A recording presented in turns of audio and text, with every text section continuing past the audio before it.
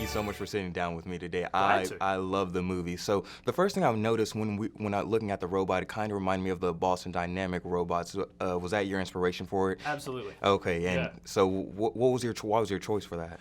Just because we're entering a new and interesting realm where this stuff that's traditionally been very science fiction is now kind of coming close on science fact. Like Right. this stuff is very real and could be something that we're facing in the near future. So we had the benefit of being able to look at the stuff that's actually being done in labs in the world right now and using it for inspiration. And if you can reference something real, why wouldn't you? I mean, you make sense. It makes sense. It feels like there was some inspiration from other classic sci-fi films. Can you talk about that and pulling from those and trying to make it different from those from the previous inspirations? Totally. Like particularly with regard to the suit or the film. Or just the film in general, yeah. Oh yeah, I mean, like you can't help but be inspired by everything that you've ever seen, and it's an interesting parallel with how these AI programs are created these days. Like the sort of super intelligent AI systems get a huge amount of data. They read everything that's on the internet, and then they can learn to speak a new language or create a painting or create a piece of Mozart. Directing a film is a weird parallel of that. Like you watch a whole bunch of movies, and that's how you prepare yourself to be able to make a film. And like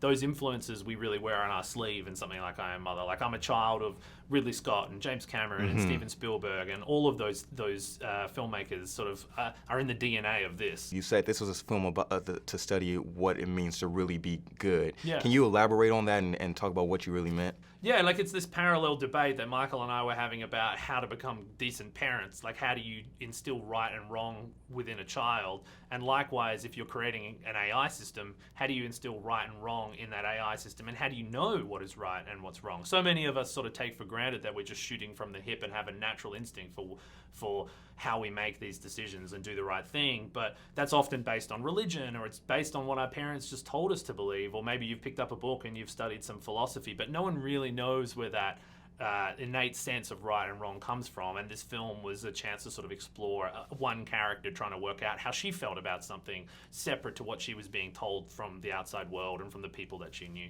With this in particular, this is your directorial debut film. Yeah. Can you talk about anything you learned during the process that you would advise up and coming directors to make sure of? If you can work with Hilary Swank, do that. That's a good thing to do. If you can work with Weta Workshop, also really good. Clara and Rose are fantastic too. I've been really blessed that we wrote a really good script, and that was the thing that attracted like this incredible caliber of people. And I think really the end product is a reflection of the caliber of people that contributed to it. So it's really about getting a group around you of people that inspire you and can do fantastic work. And that started right back when Michael and I were writing the script together, like coming up with the ideas.